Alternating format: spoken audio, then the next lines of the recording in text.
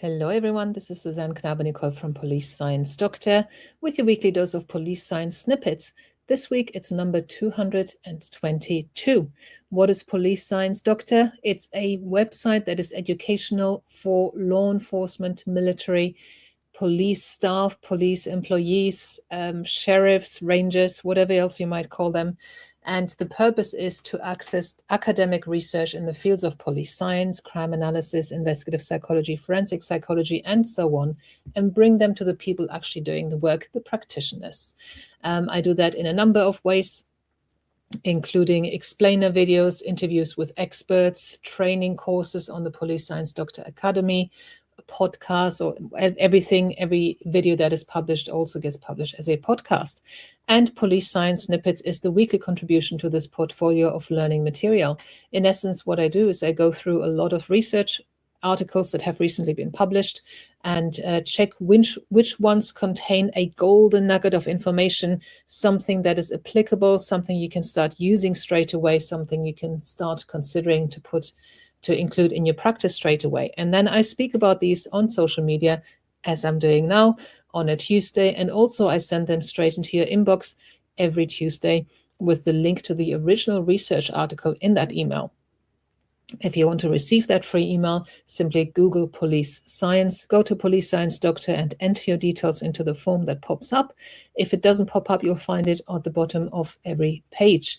And you will get password protected access to the read page if you do that, on which you will also find PDFs of all the previous police science snippets. So if you don't find something that is of interest to your particular role this week, which is possible because you guys cover so many different jobs and professions and roles within law enforcement, there'll probably be something in the library there for you instead. So the first snippet this week is about suspect interviewing. Professor Ray Bull reflects and provides an overview of how our body of knowledge on interviewing suspects has evolved over the past 25 years. He summarizes seminal research on gradual disclosure of evidence, cognitive empathy, humane styles of interviewing, and international developments. So thank you very much, Professor Bull, for sending that to me. It was a very, very good overview, so I thought I would include it in here.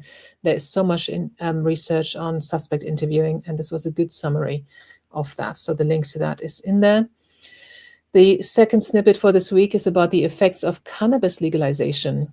This study looked at the effects of Uruguay legalizing recreational cannabis on its neighboring country, Brazil. Findings indicate that the legislation in Uruguay led to an increase in both cannabis and cocaine seizures in Brazilian municipalities closer to the border. It also observed a corresponding rise in violence and property crimes.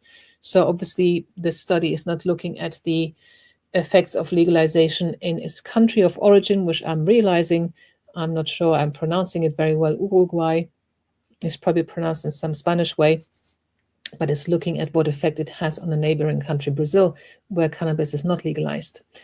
And the third snippet for this week is about economic empowerment and domestic abuse. This study from Afghanistan found that women with higher levels of education and income exhibit a lower likelihood of experiencing domestic abuse.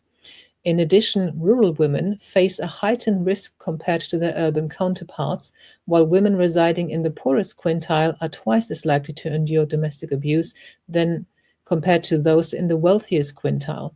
Notably, the husband's educational attainment also bears a significant inverse relationship with domestic abuse occurrence. So we need to be very clear that domestic abuse occurs on every societal level. However, it was found here that in the poorer communities, when the woman is not what they call not very empowered, as in she doesn't have much education, doesn't have much income, she's much more likely to fall victim to domestic abuse at the hands of her spouse. And this effect is stronger in rural communities compared to urban communities. So these were all the snippets for this week. Hopefully there was something useful there for you. If not, again, just go to the library on the read page and see if there's anything on there for you. I didn't even show you the banner. I'll show it to you now because I typed it in. So here was the banner that was supposed to be showing whilst I was doing this broadcast, and I'm only just showing now in the last few seconds. So thank you for your attention, and I'll see you again next week. Until then, bye-bye. Thank you for watching. I hope you found this content useful. You can get access to each episode's transcript with key learning points, timestamps, and references if you get yourself onto my mailing list. Just go to the main website on policesciencedoctor.com, and on the bottom of each page you will find a sign-up form for notifications of new content. Just enter your first name, your preferred email address, and the type of organization you work for. You will not get any spam. This is just for me to let you know about new content and for you to get access to all the transcripts.